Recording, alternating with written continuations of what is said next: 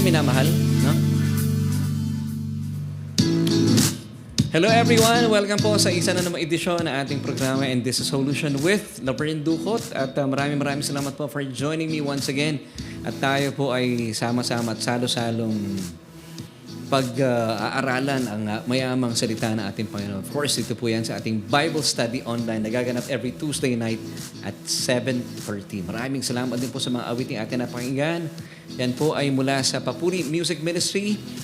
At dalayan ko po, ito po ay nagbigay sa inyo ng kagalahan at pagnanasa at ang patuloy po magpuri sa ating Panginoon na naghatid sa ating oras para magsimula na po sa ating Bible Study Online. Once again, this is Solution with Laverne Ducot and that's me. Ako po ang inyong kaibigan na makakasama at dalayan ko po na patuloy niyo po akong samahan at walang bibitaw dahil napakaganda po natin pag-uusapan na siya magbibigay po sa atin ng pagbabago ng ating mga isipan na may kinalaman sa ating pakikipag-ugnayan, hindi lang sa ating mga minamahal sa buhay, lalo tigit sa ating Panginoong Diyos na pinaglilingkuran.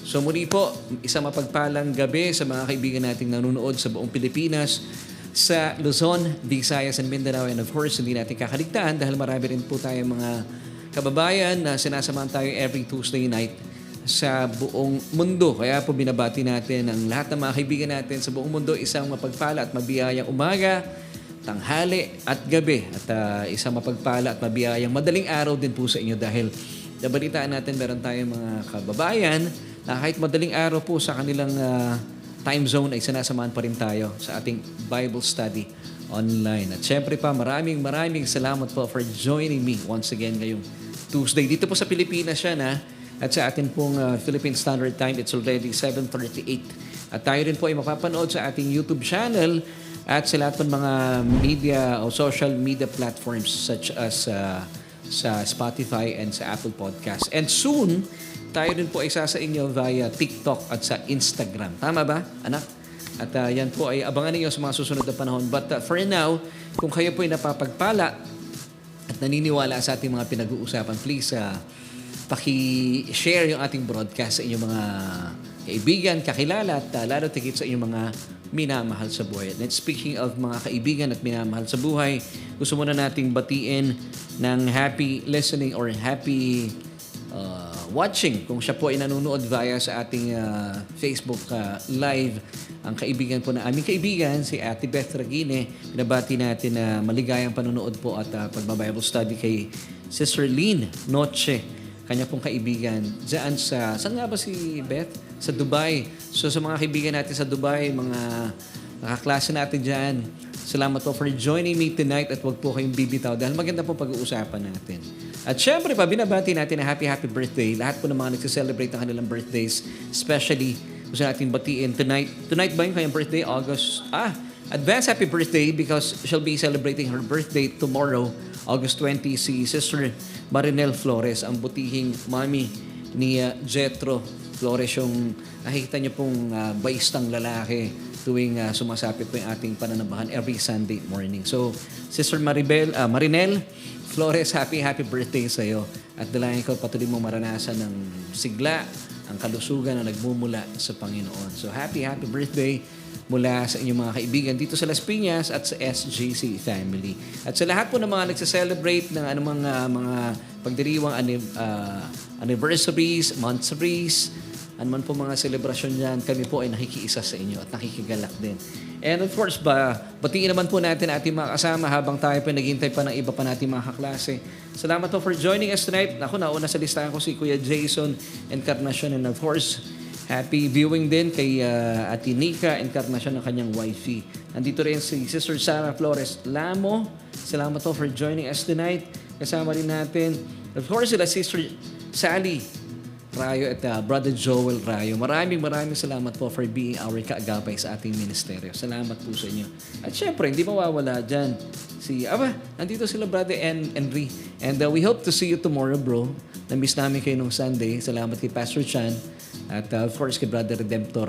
Magkita-kita po tayo at mag-fellowship tayo tomorrow. Sila po ay ka-jamming natin tonight. Ang Gig Bros Construction is watching right now. First, na-miss natin last Sunday si Brother Fidel at si Ate Chi. Ate Chi, kumusta ka na? Na-miss ka namin last Sunday. Nandito rin si Ate Jackie Alcantara. Of course, si Kuya Makoy Alcantara kasama natin nagba-Bible study every Tuesday night. At salamat din po dahil palagi natin kasama at kaagapay pa sa ating ministeryo si Sister Maylene Petalino Magade, and happy watching po sa kanyang buong family. Salamat po sa inyong puso ng pakikipag-isa sa ating gawain. Binabati rin natin si Brother Ruel Paganpan. See you bro on Sunday. Maganda yung balita natin at magkaka-fellowship po yung ating mga kabataan dito sa church. So, mga kaibigan natin sa Taytay, magkita-kita po tayo sa Sunday because some of them with their children will be, alam niyo na, papasyal po sila dito sa church para magkaroon po ng, ano bang tawag doon, inter-fellowship with our youth dito po sa church. So maraming salamat. Excited na po si Kuya Aves at saka si Kuya Eman, sila Ate Ina at saka si Kuya Jethro na sila po yung, actually yung tatlo, no? Si Eman, si Jethro at saka si Ate Bettina ang youth leaders natin dito at excited po sila na maka-jamming ang mga kabataan sa Taytay. And of course, binabati rin natin may pagbati pala dito si Brother Fidel. Mabiyayang gabi po, Pastor Laverne at Ma'am Jo, Team Solution at sa lahat ng kabiyaya, mabiyayang gabi rin po sa inyo. Salamat din kay Ate Edsel at kay Kuya Ver na kasama natin tonight. They are watching with, of course, with the fellow believers at mga classmates natin. Maraming salamat po for joining us tonight. Mabiyayang gabi po sa lahat. Sabi ni Ate Gigi Cristobal Mendoza. Nandito rin si Jeffrey Tihada. Hi everyone, blessed day watching from UAE ba? Nasa UAE pala si Jeffrey. Salamat bro for joining us tonight. And yun, si Ate Beth Regine, binabati natin once again si Lynn Noche. Yan. Good evening din. Bumati rin pala si Sister Lynn Noche. Maraming salamat po for joining us tonight. And gayon din, binabati natin si Emmy Herrera Kapunitan. Magandang gabi po sa inyo, ma'am. Sister Corazon Balica, sa blessed evening everyone. Yung pong pagbati niya. Binabati rin natin ang, kailangan mo makapture yan, babes. Meron pong kinakapture dito ang aking may bahay. Kung meron kayo naririnig na ingay, meron pong matinding kaganapan dito sa aming studio. Yan, binabati rin natin Ate Erica Gabiola. Salamat po. At yun nga, na-miss ka namin Ate Chi last Sunday. Of course, good evening din po kay Pastora Ann Bunye who's watching right now. Salamat po sa inyong pagsama sa amin. Blessed evening din, Kuya Makoy Alcantara. Nandito rin si Eman, kasama natin. Si Nanay Carmelita Mendoza Hanoras. Nanay, kumusta po? Miss na namin kayo. Kung kayo po'y dadako uli sa Las Piñas, please you join us at masaya po kaming nakakasama kayo sa ating gawain. And maraming salamat din kay Sister Maria and James Kazui. Maraming salamat, Panginoong Jesus, sabi niya. Dami po sa gabi ito magandang pag-uusapan natin. At dilayan ko po na tutuhan ninyo yung ating mga pag-uusapan dahil ito po yung sadyang napapanahon. Of course, binabati rin natin si Pastor Willie Wilson Tiongson Laigo mula sa Nueva Vizcaya. And of course, binabati rin natin si Ate Edna Magalong and si Kuya Andy na nasa ibayong dagat na. And of course, ang kanilang kaibigan na rin namin, nakilala namin last week, si Sister Lou Herrero. Maraming salamat po for joining us tonight. Of course, nandito rin, Shalom po, SJC, sabi ni Sister Rosalie Monet Cordova from Israel. Yan, kaibigan natin mula sa Israel. Maraming salamat, kapatid. And binabati rin natin Brother Edison Salcedo Iguis. Nandito rin si Rosemary Casoko, of course, kasama natin. Si Sister Anna Ishikawa from Japan. Talaga naman international yung ating broadcast. Ano? Maraming salamat. Sister Anna, kumusta po kayo? And Sister Marisa Remo Paganpan, kasama rin natin. Hindi ko pa nakikita sila sila Ate Andeng. Kumusta na si Kuya Alan? At dalayan namin ang ganap na kagalingan ni Brother Alan. And of course, si Brother Ricky, kumusta na po kayo? And we're hoping na makasama namin kayo mamaya. Of course, Sister Dang Mascarinhas, blessed evening din po sa inyo. At maraming salamat po for joining us tonight. At gaya po na aking pangako kanina, maganda po ang pag-uusapan natin dahil ito po ay sadyang napapanahon. At ihanda na po inyong mga sarili. And once again, kung kayo po ay naniniwala at napapagpala sa ating mga pinag-uusapan, please, paki-share yung ating broadcast at nang sa gayon, mas marami po ang nakakaalam na ating mga pinag-uusapan. Siyempre pa, dito lang yan sa inyong programa.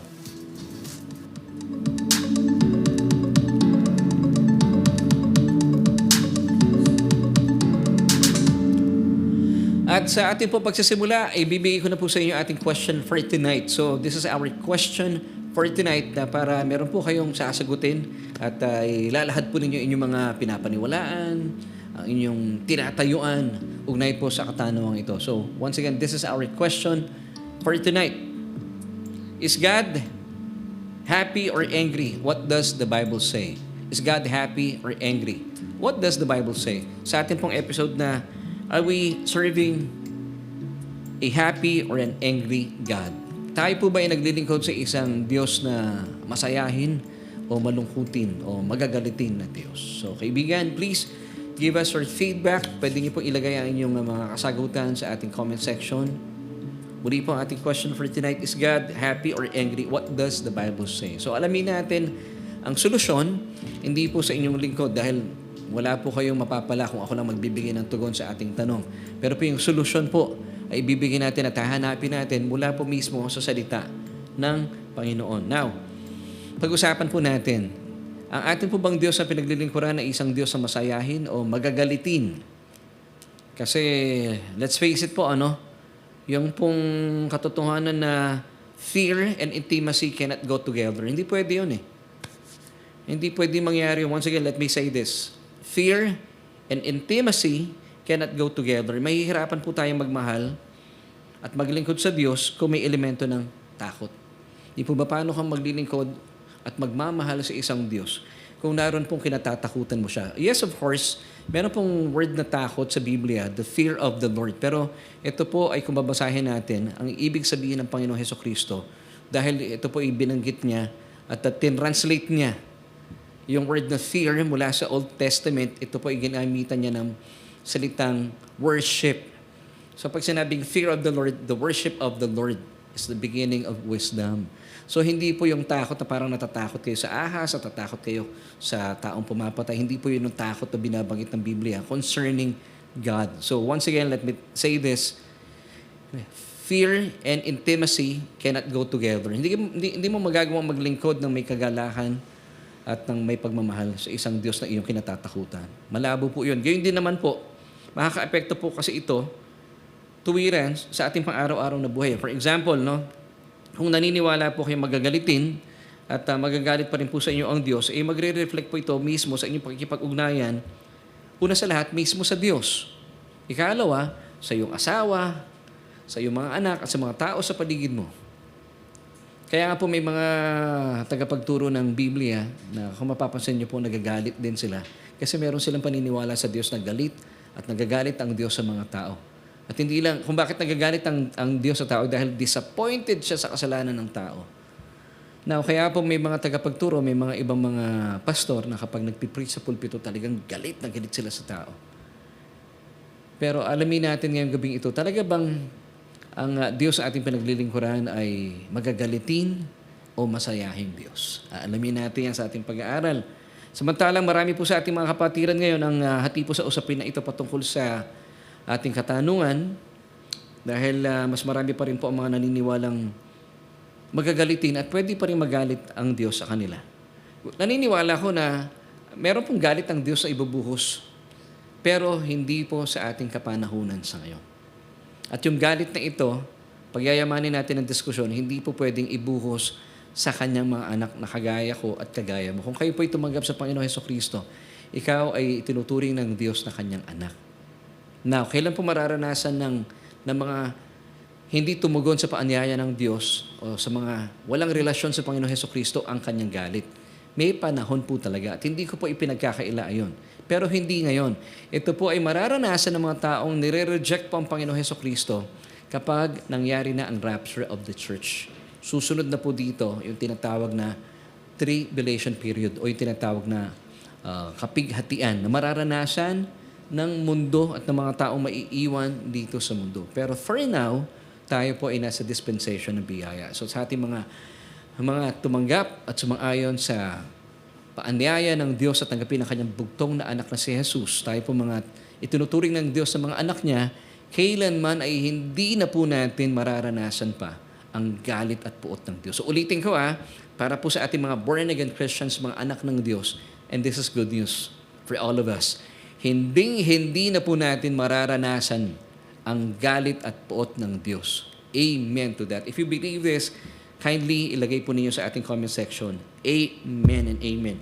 So, kapag kayo po ay patuloy pa rin naniniwala, kahit po mga mananampalataya, lalo tigit yung mga mananampalataya, kapag naniniwala pa rin kayo, hindi, Pastor, I don't agree with you dahil naniniwala ako, Pastor, na pwede pa rin magalit ang Diyos sa akin dahil may mga pagkakataong magagalit siya sa akin. Alam niyo po, kapag kayo po ay naniniwala sa mga ganitong katuruan, ayon po sa mga obserbasyon at pag-aaral, isa po ito sa mga dahilan, if you believe this, ito po ay bahagi ng pag-aaral, na naghahatid sa mga mananampalataya sa depresyon o masidhi o matinding kalungkutan. Ganyan din po, isa po sa mga nararanasan din ng ilang mga mananampalataya yung panic attacks or anxiety attacks. Dahil po hindi malinaw sa kanila kung nagagalit pa at may galit pa ang Diyos sa kanila. Sabi nga po ng mga eksperto, isa raw po ito sa mga dahilan kung bakit nararanasan nila ang depression. It's because merong confusion. So ulitin natin kung bakit may depression, may confusion. According to Hosea chapter 6 verse 4. 4 verse 6 I should say. Hosea chapter 4 verse 6, my people are destroyed for lack of knowledge. Now, kaya po kayo nabubuhay, kung kayo po isang mananampalataya at nabubuhay sa mundong ito at tigib po ng takot ang inyong puso, alam niyo po kung bakit? Kasi hindi po na itatatag sa inyong kaluluwa, or if I may say, hindi pa po established sa inyong kaluluwa ang katotohanan na kayo ay mahal na mahal ng Diyos. Kung patuloy po kayo natatakot na makipag-ugnayan sa Diyos. Now, let me give you 1 John 4:18 bilang patunay sa ating pinag-uusapan. Kung bakit may takot po kayo. Now, ang sabi ng talatang ito, there is no fear in love. Uulitin ko, mga kaibigan at mga kapatid. There is no fear in love. Wala daw pong takot sa pagmamahal. But perfect love cast out fear. Kanino pong perfect love ito? Sa ating Diyos. Because yung love natin towards God, hindi po ito perfect. But praise God, God's love towards us is perfect. Now, kapag kayo po established in God's perfect love, it cast out fear. Praise God, because kung may fear po kayo, it involves torment. But he who fears has not been made perfect in love. So kung kayo po may takot pa rin, ibig sabihin, hindi pa kayo na itatatag sa, take note perfect love or sakdal na pagmamahal sa iyo ng Diyos. So kaibigan, kapag sakdal po ang pagmamahal sa inyo ng Diyos at ito po'y patuloy mong niyayakap at pinapaniwalaan, wala na pong takot na namamagitan sa inyo sa pagitan ng Diyos. Now, kung meron pa rin pong nananatiling at namamagitan takot sa inyo ng Diyos, hindi pa po kayo na itatatag sa pagmamahal o sakdal ng pagmamahal sa inyo ng Diyos. Bakit ganun, Pastor? Meron pa rin ganun ako nararanasan. It's because meron po kayong maling doktrinang napapakinggan. Because I believe that doctrine really matters. Amen. Well, today po pag-uusapan natin ang tugon sa ating katanungan para maibsan na po tayo sa confusion. Ano man pong confusion na meron tayo, sasagutin natin at ibibigay ko po sa inyo once again yung ating question for today. So once again, this is our question for today. Is God happy or angry? What does the Bible say? What do you think? Mga kaibigan, mga kababayan at mga kapatid sa Panginoon, what do you think?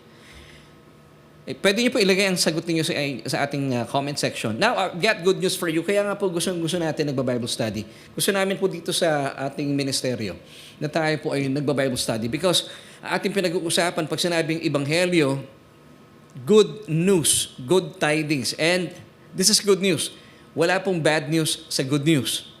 Pag sinabing good news, pag pinag-usapan natin ito po yung magbibigay sa atin ng ngiti sa mga labi natin at magbibigay po ng kasiglahan sa ating mga kaluluwa. Why? Because nakapakinig po kayo ng Ebanghelyo. Wala pong Ebanghelyo na magbibigay sa inyo ng takot at galit. Sabi nga po ng Biblia, for God has not given you the spirit of fear but of power sa isip, of love sa damdamin, and of a sound mind. Maayos na disposisyon. Pero kapag kayo po nakikinig na Ebanghelyo pero natatakot kayo, hindi po Ebanghelyo na papakinggan po ninyo. Once again, the scripture tells us, for God has not given us a spirit of fear but of power sa ating isipan, and of love sa ating damdamin, and a sound mind. Ibig sabihin, maayos na disposisyon. So I've got good news for you, kapatid. Una po sa lahat, hindi po magagalitin ng Diyos ang ating pinaglilingkuran. Dahil hindi po pwedeng magiging magagalitin ng Diyos na ating pinaglilingkuran dahil siya po ay Diyos ng pagmamahal. Of course, ang Diyos po, meron pong galit na ibubuhos yan, gaya ng sinabi ko sa inyo kanina, pero hindi po ngayon. After the rapture of the church. Pero hindi natin lalawakin ating pag-uusap dyan. Darating ang panahon na yon, pero hindi mararanasan isang mananampalatayang kagaya ko at kagaya mo. Kung kayo po ay tinanggap nyo at may relasyon kayo sa Panginoon Hesukristo, hindi nyo na po mararanasan ang galit at puot ng Diyos. Ito po itinatayuan ko talaga because nasa Bible po ito at pag-uusapan natin at pagyayamanin natin sa ating episode tonight. Now, ang Diyos po, ang kanya pong natural o nature niya, ang kanya kalikasan, ay Diyos ng pagmamahal. At ang salitang Diyos, equivalent po ito sa salitang love. At dahil siya po ay Diyos ng pagmamahal, likas po sa kanya ang magmahal. Amen. 1 John 4:10, "In this is love, not that we love God, but that He loved us." Paano po niya pinatunayan ang kanyang pagmamahal sa atin? By sending His Son to be the propitiation for our sins. Now, this is a good word, propitiation. Come on, say this with me. Propitiation. Ano po ibig sabihin ng propitiation? Balikan po natin ang 1 John 4:10. "And this is love, not that we love God, but that He loved us and sent His Son to be the propitiation." Now, the word propitiation, in Greek, it's hilasmos, which means atonement for our sins. Now, maganda po maintindihan natin kasi atonement na English, and hilasmos, at least naintindihan na natin. Gamitin natin yung salitang ito, alamin natin ang kahulugan sa wikang Tagalog. So yung word po na hilasmos, ito po ay tumutukoy sa Tagalog na pampalubag loob. Kailan ba nangyayaring pampalubag loob? Kapag may galit. So ibiniin ng Diyos ang kanyang bugtong na anak bilang pampalubag loob sa kanyang talaga namang puot at galit. Saan po siya nagagalit? Hindi sa tao, kundi sa kasalanan ng tao. Buti na lang. Ganun po kabuti ang Diyos. Pwede rin po nating bigyan ng kahulugan bilang pambayad sala. Pambayad ng kasalanan o pambayad sala sa Tagalog o sa wikang Pilipino. Once again, 1 John 4:10 in Amplified Version. Let me give you this verse. "And this is love, that we loved God, but that He loved us and sent His Son to be the propitiation." Ano ibig sabihin ng propitiation? Ito po in-amplify pa nung version na ito. That is the atoning sacrifice and the satisfying offering for our sins. Fulfilling God's requirement for justice against sin and placating His wrath. Ang ganda ng word, placating, talaga namang sa Tagalog, pwede natin sabihin na inungkab niya yung kanyang galit sa ating kasalanan. Wow! Praise God. Sino pong ginamit niya bilang pampalubag loob, bilang propitiation, pambayad sala? Ang ating Panginoong Hesukristo. Kaya po wala na siyang pwede pang ibunton na galit sa iyo. Praise God. Kaya po napakaganda ng Ebanghelyo. Amen and amen. Now, let me give you itong legal definition ng word na propitiation.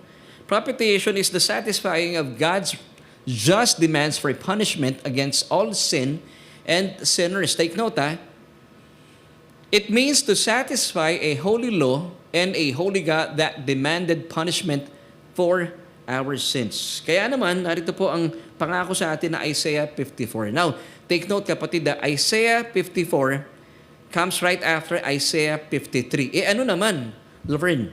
Anong significance nun? Now, Isaiah 53 is known as the Messianic chapter or the sufferings of the Christ. So, ibig sabihin, ipinapakita po dito yung prophetic o Messianic chapter, yung Isaiah 53.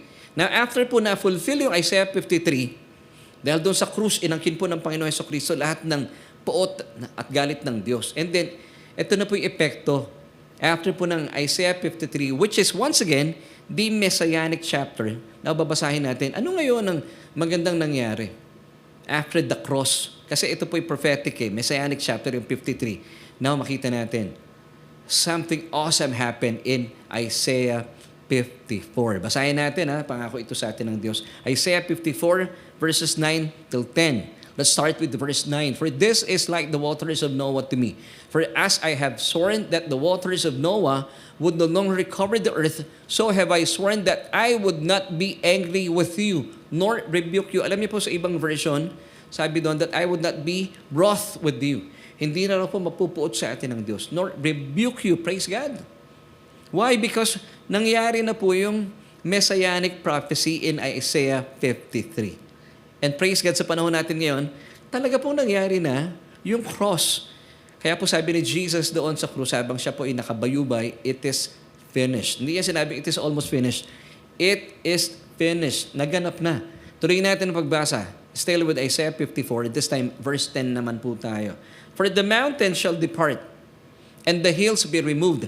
But, merong but, church my kindness shall not depart from you, nor shall my covenant of peace be removed, says the Lord who has mercy on you. Praise God. Kaya po, panghahawakan natin, hindi mo mararanasan bilang mananampalataya yung tinatawag na God's wrath or God's wrath. Matinding puot po yun, wrath. Hindi lang basta wrath. Sa ibang version, sabi ng Diyos, I will not be wroth with you, nor rebuke you. So, kaibigan, hindi na galit at hindi na magagalit pa sa iyo ang Diyos. Dahil doon po sa krus ng Kalbaryo, ang kanyang bugtong na anak na si Kristo ay naging propitiation, pampalubag loob, pambayad sala. Amen. Kaya nga po good news ang Ebanghelyo. Importante po na ito po ay minamagnify natin, binibigyan natin ng tuon sa ating mga Bible study because the gospel, it's all about, sabi ni Apostol Pablo in 1 Corinthians chapter 2 verse 2, for I decided to know nothing, sabi ni Apostol Pablo. It's always be Jesus and Him crucified. So the gospel is all about Jesus and His crucifixion. And of course, di po natapos doon. Siya po ay nabuhay na maguli. Now, let me tell you, ang gospel po, it's not about the old law-keeping covenant or the Ten Commandments. Hindi po yun ang gospel. Ang gospel po, it's all about Jesus and Him crucified. Amen and amen. At sa kanya pong kamatayan doon sa krus ng Kalbaryo, inais sa katuparan niya po yung bagong kasunduan ng purong biyaya. So, wala na po, sa totoo lang, lalo tigit sa mga Hudyo dahil po ang lumang kasunduan ng kautusan, hindi naman po ito para sa ating mga hentil. Pero doon po sa krus ng Kalbaryo, dahil po tumigis ang dugo ng ating Panginoon Hesukristo, ito pang maganda. Hindi lamang po tayo pinatawad sa ating mga kasalanan. Dahil po sa kamatayan ng ating Panginoon Hesukristo, naisakatuparan na at naitatag pa ang bagong kasunduan ng purong biyaya ng Diyos. So, ibig sabihin, panghahawakan po natin na talagang hindi na po at hindi mo mararanasan bilang anak ng Diyos ang puot at galit ng Diyos. Kasi nga po yung Messianic chapter, which is Isaiah 53, nangyari na 2,000 years ago. And then pagdating na Isaiah 54, doon po binasa natin, sabi ng Diyos, I will never be wroth with you, nor rebuke you. In Isaiah 54 verse 9, kung babalik-balikan po natin ito. So, mga kapatid, pag-usapan natin, balikan natin itong Isaiah 54 verse 9. Kuya, ilagay natin once again. For this is like the waters of Noah to me, for as I have sworn that the waters of Noah would no longer cover the earth, so have I sworn that I would not be angry with you. Take note in other version, that I would not be wroth with you, nor rebuke you. Mga kapatid, kaya po ba panghahawakan natin? Gusto ko po, ito po yung isa sa mga takeaways po niya before ko ibigay sa inyo ang ating solution. Now, this is truth to ponder, truth to think about. Bilang anak ng Diyos, today and forevermore. Church, this is for you. See, the Lord is smiling at you, eager to bless and heal you. Wow! Yung ibang mga mananampalataya, kaya po hindi nananagumpay sa buhay kasi feeling nila kaya sila may sakit, kaya sila malungkot, galit sa kanila ang Diyos. Kung kayo po'y mananampalataya, today and forevermore, church, see, the Lord is smiling at you, eager to bless you and to heal you. Wow! Alam niyo po, ito po ginagawa ko ng illustration lagi. Kung mayroon pong pitaka ang Panginoon, alam niyo, pag binubukas natin yung pitaka, ako, may pitaka pa ako eh. Nandun po yung picture ng misis ko na pinakamamahal at mga anak ko. Nilalagay ko sila doon. Alam niyo bakit? Mahal na mahal ko sila. Ganon din po ang ating Panginoong Diyos. Dahil sa mga tinapos na gawa ni Kristo sa krus ng Kalbaryo, sabi ni Jesus doon, it is finished, nakat-smile ang Diyos sa iyo. Hindi galit sa iyo ang Diyos. Kung meron po nagtuturo about God's wrath, huwag niyo pong papakinggan yun. At kung sila po ay nagsasabi sa inyo, naggalit pa rin sa inyo ang Diyos, disappointed sa iyo ang Diyos, huwag niyo papakinggan. Kasi kung galit po sa inyo ang Diyos at disappointed ang Diyos sa inyo, ibig sabihin hindi po nagtagumpay si Jesus, ang ating Panginoong Hesukristo, doon sa krus ng Kalbaryo. Sana, sinabi niya, it is almost finished. Pero He did not say it is almost finished. The good news is, Jesus said, it is finished. Kaya po, wala nang dahilan ang Diyos na magalit pa sa iyo. Because Jesus said, it is finished. Amen and amen. 2 Corinthians 5 verse 20. Nakakatawa, ano, pag pinag-uusapan po ito, nagbibigay po ng ngiti sa ating mga labi. Therefore, we are ambassadors for Christ. Bilang pastor, bilang mga evangelist, ito po dapat ang sinasabi natin sa ating mga flock. As though God were making an appeal through us, we beg you on behalf of Christ, be reconciled to God. Isipin niyo po, mga kapatid. And I'm doing this today sa ating Bible study. Ang Diyos po ay nakikiusap na, hindi lang siya nakikiusap. According to 2 Corinthians 5 verse 20, nagmamakaawa na ang Diyos sa inyo. Please, bumalik ka na sa akin, huwag kang lumayo sa akin. Saan ka makakahanap ng Diyos sa kagaya ng Diyos? Ang Diyos mismo ang gumagawa ng paraan. And He is using me as a pastor at marami pong pastor ang ginagamit niya sa panahon natin ngayon. At doon po kayo makikinig sa mga ganong uri ng pastor.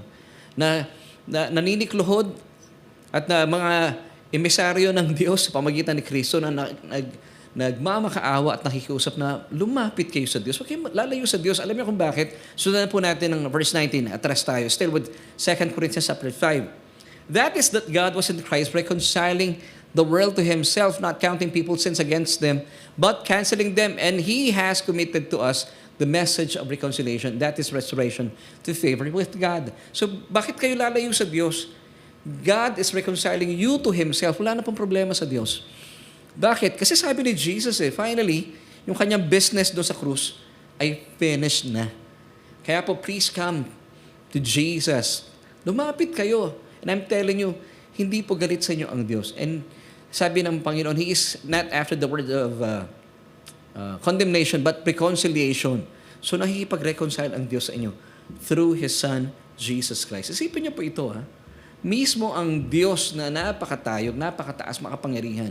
Pero hindi lamang po siya nakikiusap, nagmamakaawa according to verse 20 ng 2 Corinthians 5. So, bakit siya nagmamakaawa? Dahil mahal na mahal niya kayo at gusto niya maranasan ninyo ang buhay na ganap at kasiya-siya. Amen!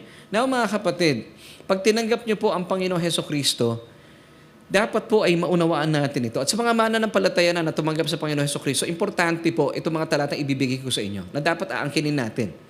Para po malinaw sa inyo na hindi po talaga nagagalit pa ang Diyos at hindi po siya magagalit pa because we are serving a happy God. Nasaan naman yung happy na yan, Laverne? Mamaya po bibigay ko sa inyo yung verse na talaga po we are serving a happy God. Now, before we move on sa ating verse na yan, actually yung verse na it's found in 1 Timothy chapter 1 verse 11. Dito muna tayo sa mga benefits ng isang tumanggap kay Kristo. Now, ito po yung mga benefits na ay pinag-uusapan ng maraming churches. Ewan ko bakit ayaw nilang pag-usapan na ang pagiging Kristiyano, kung ikaw ay tumanggap sa paanyaya ng Diyos at ginawa mong Panginoon at tagapagligtas si Kristo, wala ka magagawa. May benefits talaga tayo and you have to enjoy those benefits. Now, let me give you Psalm chapter 103 verses 2 to 3. Ang ganda po ng mga benefits na to na dapat po hindi natin kinakaligtaan. Bless the Lord, O my soul, and forget not all His benefits, sabi ni Haring David. Who forgives all your iniquities or all your sins, and who heals all your diseases. Wow! So dito po sinasabi ng talata, and take note of the word all. Now, ano ibig sabihin ng all? Bless the Lord, O my soul, and forget not all His benefits. Pag nung tinignan ko yung word na all, the whole, the entire, the total amount, undivided benefits ng Diyos. Ano yung undivided benefits ng Diyos? Who forgives all, lahat ng iyong mga iniquities. Who heals all your diseases. Praise God. And this is the gospel, mga kapatid. Now, bakit magagalit sa iyo ang Diyos kung pinatawad ka na niya sa lahat ng ating mga kasalanan? Now, di po ba? Kinikiliti ko lang po ang inyong mga isipan. Amen. Pero, marami pa rin po sa mga kapatiran natin sa ngayon, ang kinakaligtaan ang mga talatang ating binasa. Once again, sabi ng Psalm 103, verses 2 to 3. And, dito ako sa verse 2. Bless the Lord, O my soul, and forget not all His benefits. Yun ang problema. Kinakaligtaan ninyo yung mga benefits na hatid nito. Kasi nga po, maraming churches ngayon, ayaw na din pinag-uusapan yung benefits.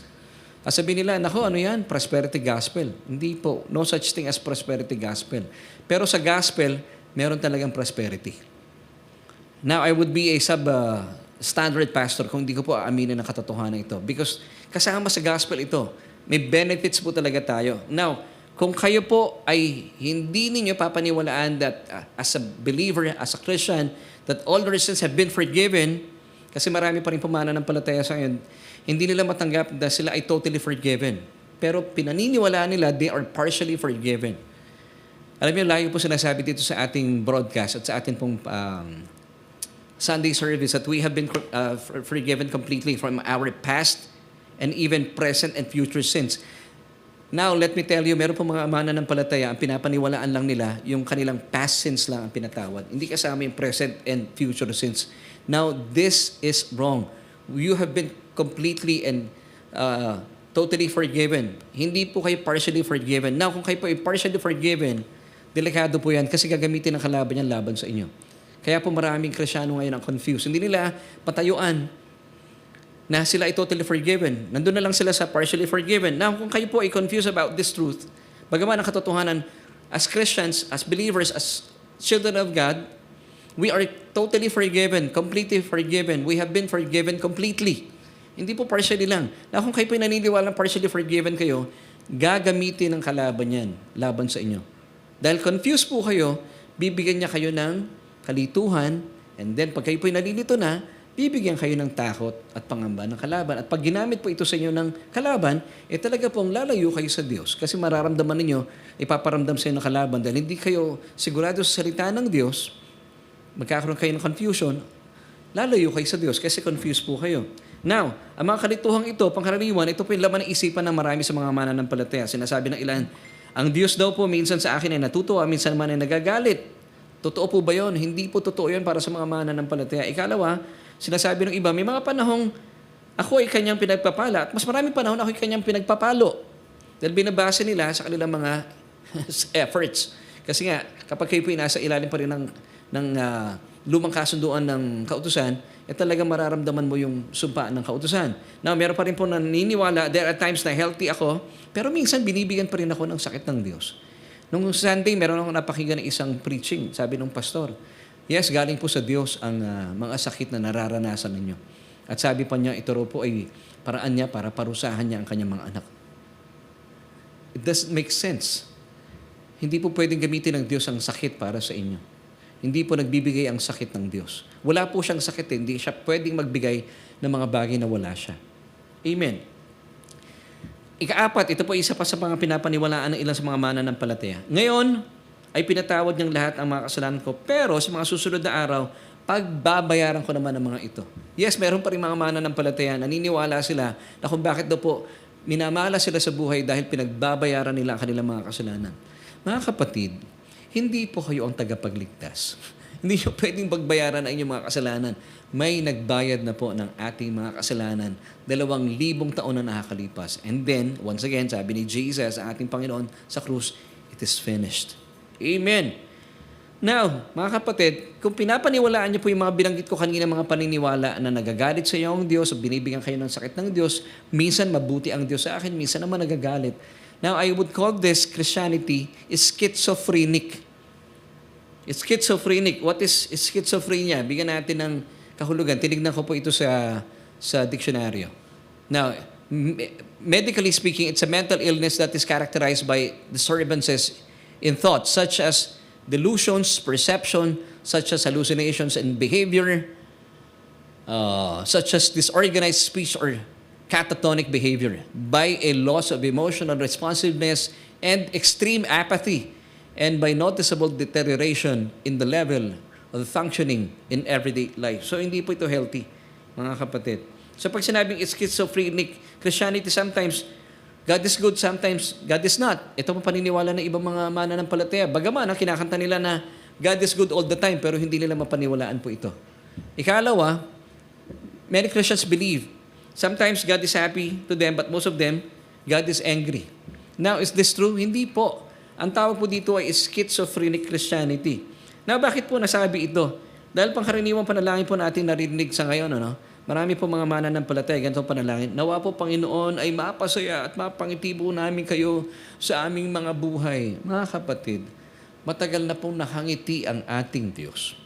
Alam nyo, hindi po siya ngumingiti sa mga ginagawa natin. Nakangiti po siya.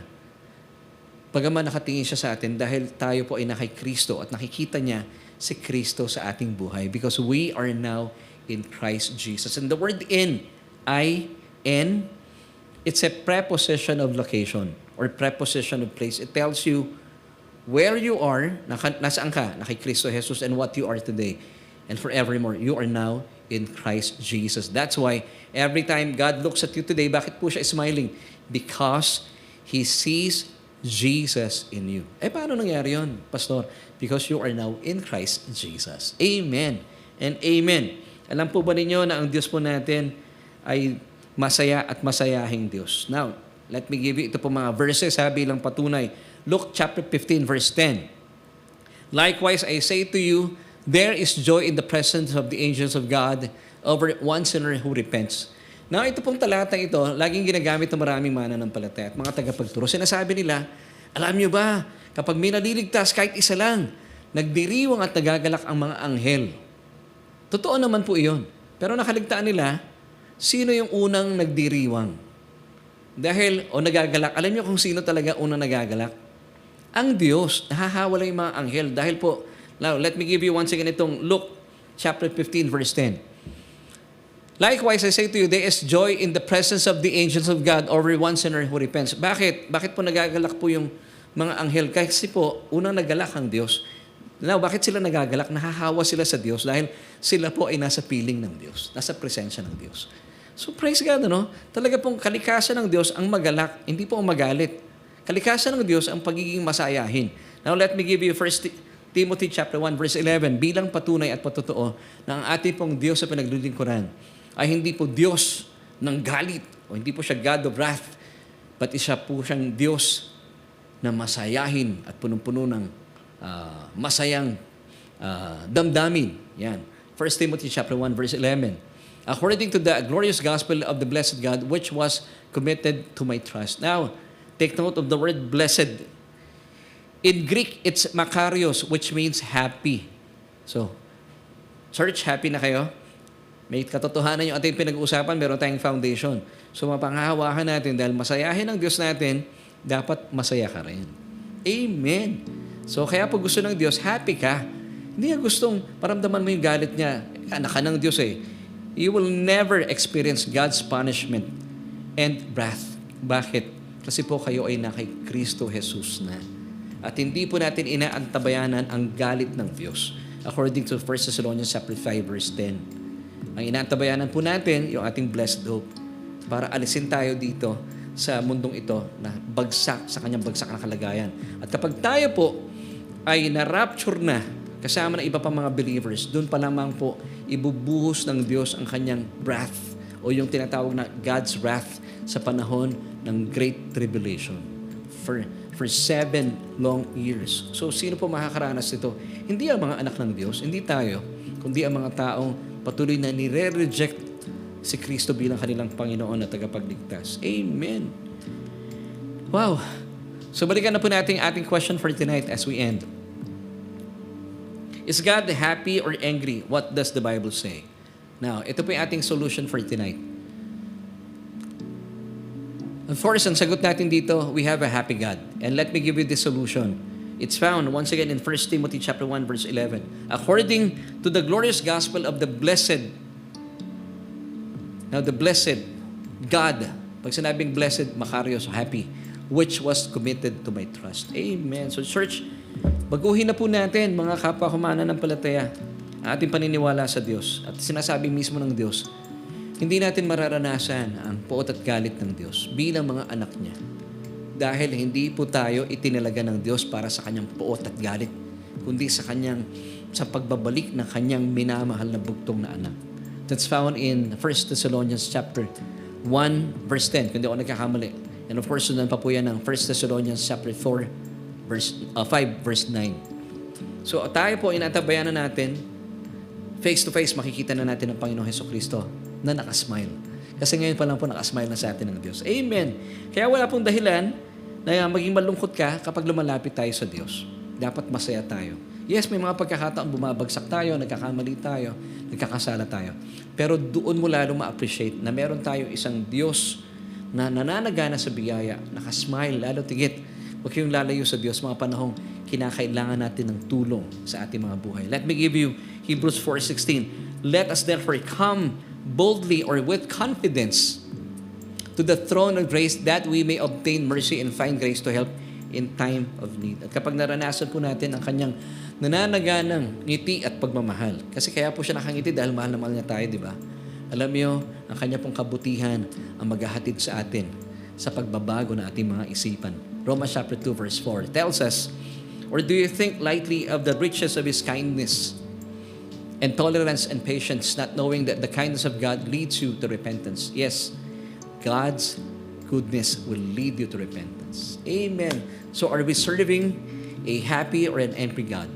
Of course, we are serving a happy and loving God. Madagdagan ko na po At mga kaibigan, see Abba today, ang ating Ama sa langit, and forevermore is smiling at you, eager to bless and heal you. Amen and amen. So kaibigan, mga kababayan, kung kayo po'y napagpala at nakikita niyo po nagkaroon ng pagbabago ng inyong isipan, this is what we call repentance, change of mind, metanoia. At nagkaroon po ng pagbabago ng isipan, akala mo mararanasan mo ang God's wrath. Hindi po totoo yun. Kung kayo po isang mananampalataya, hindi para sa inyo ang God's wrath. Meron pong God's wrath, pero hindi mararanasan ng mananampalataya. Pag ibinusa ng Diyos ang God's wrath, wala na tayo dito sa mundo. Pero kaibigan, kababayan, kung kayo po ay nagnanasa na hindi mo maranasan ng God's wrath, why not receive Christ today?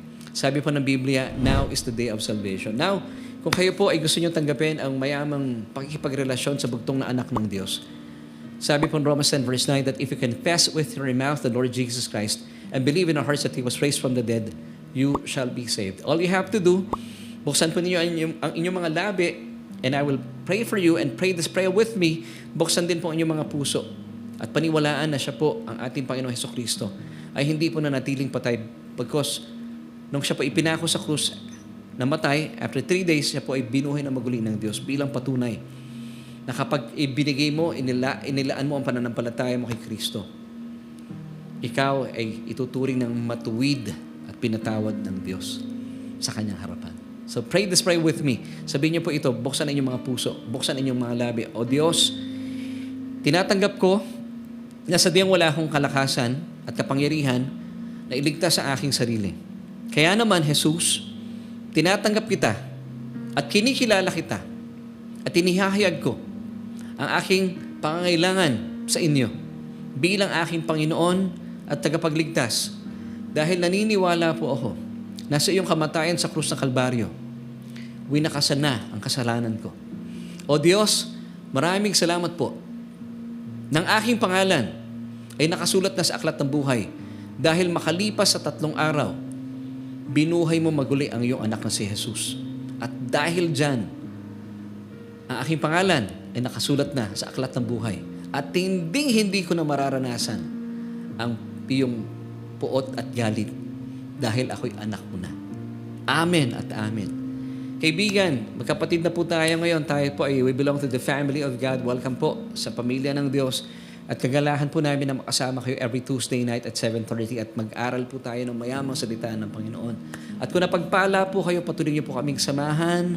At kung wala po kayong church, you may join us sa ating church at lalo pong pagyaman sa salita ng Panginoon. So welcome to the family of God. At gusto ko naman pong ipag-pray ikaw, kaibigan, kung first time mo na pakinggan ang mensaheng ito at nagkaroon po ng pagbabago ng isipan mo na talaga palang wala ng God's wrath na nakalaan para sa mga anak niya. Dahil anak ka ng Diyos, panghawakan mo yan para hindi po kayo nako-confuse at hindi po gamitin ang kalaban yan na bigyan kayo ng takot at pangamba dahil confused kayo eh. So ngayon, kaibigan, I would like to pray for you at panghawakan mo na tayo po itinalaga ng Diyos, hindi sa kanyang galit, hindi sa kanyang puot. Kasi nga po hindi natin mararanasan yun. Itinalaga tayo ng Diyos sa muling pagbabalik ng Panginoon Hesukristo. Tayo po ay mararapture. And after the rapture of the church, na kung saan included po tayong mga mananampalataya, doon pa lamang po ipaparanas at ibubuhos ng Diyos ang kanyang galit at puot dito sa mundong ito. Nawala na tayo. So I would like to pray for you na tayo po'y magpasalamat sa Diyos sa katotohanan ito. Abba, we thank you for the message that you have given us tonight. Salamat po sa mga kapatid na ito na kasama ko nag-aral. At salamat, Panginoon, higit sa lahat, dahil binuksan mo aming isipan at patuloy mong tinuturuan kami na tanggapin ang mga katotohanan ito. Na meron kaming Diyos, nariyan ka, na aming pinaglilingkuran na punong-puno ng kagalakan, kasayahan. at hindi po ng galit sa amin. Salamat, Lord, that we are serving a God who is so happy, full of joy. Salamat, O Diyos, sa iyong puso na ito. At dalayan po namin, Panginoon, ito po ay magkaroon din po ng kapahayagan sa aming mga buhay, kung kaya't nag-uumapaw din po sa aming mga kaluluwa ang kagalakan, ang kalusugan, at hindi namin mararanasan ang masidhing kalungkutan o depression, anxiety or panic attacks. At ito rin po ay maipapahayag o marireveal, magkakaroon ng revelation sa aming mga physical na katawan na kung saan kalusugan ang mararanasan. Salamat sa iyo, O Diyos. And this we pray in Jesus' name. Amen and amen.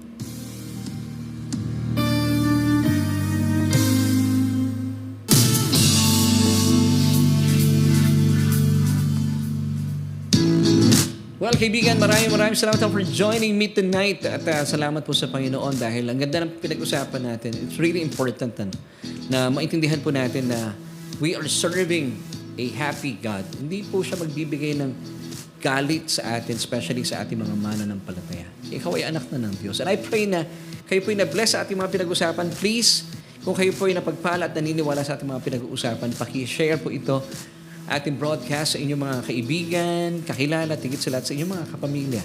And bago po tayo magtapos at magwakas sa ating pag-aaral na ito, sa ating programa, first, ay gusto ko muna pasalamatan ilan sa mga nakasama natin. Thank you kay Brother Jason Encarnacion, Sister Meng Francisco, Sister Rosemary Casoko, salamat din po sa pagsama, Sister Cirila Revillame Lanzamonte, salamat po sa inyo.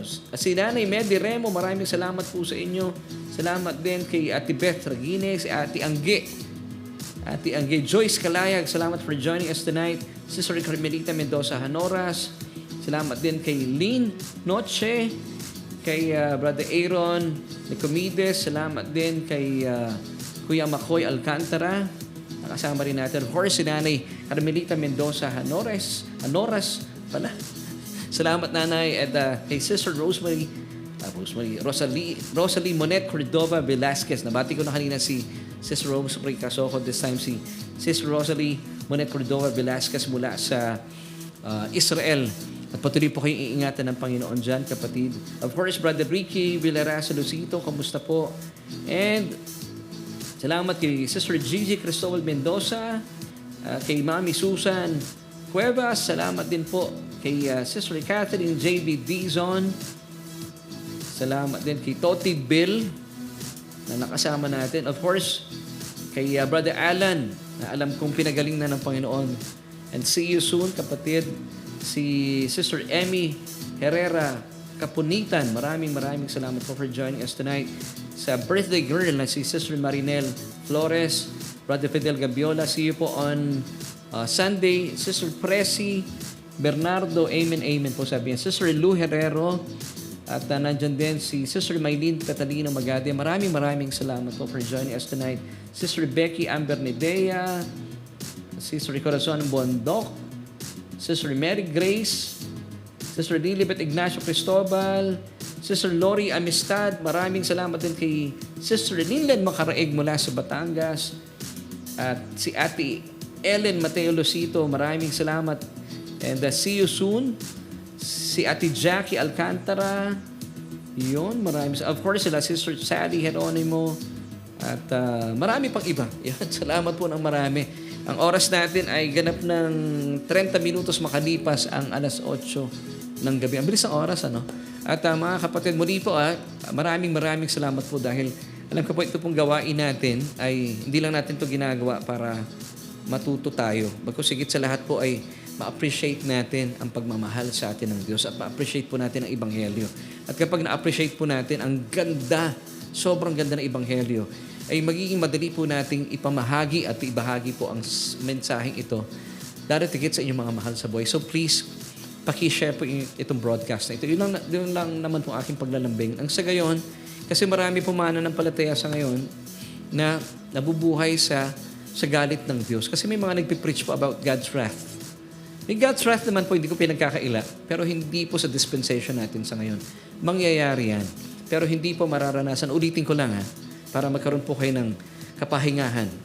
Hindi po ito ang God's wrath hindi po mararanasan ng mga mananampalataya, mga anak ng Diyos. Hindi po ito mararanasan dahil tayo po ay naitatag na at tayo po ay itinalaga ng Diyos para sa pagliligtas ng kanyang bugtong anak pag tayo po ina-rapture. And then pag nangyari na po ang rapture, ibubuhos na ng Diyos sa mundong ito ang kanyang galit at puot, wala na tayo doon. Kaya po, this is good news for all of us, mga anak ng Diyos. Hindi mo mararanasan ang puot at galit ng Diyos. Ipamalita po natin yan. At tinatayuan ko po ito dahil ito po ay nakasulat na sa aklat, sa Biblia. At ito po ay panghahawakan natin dahil sabi ni Jesus na ating Panginoon, it is finished. So, bilang pagtatapos, it is finished na rin po ang ating Bible study for tonight. Nais ko pong iwan sa inyo ang 3 John 2. Beloved, that's you. I wish above all things that you may prosper and be in health, even as your soul prospers. Bye!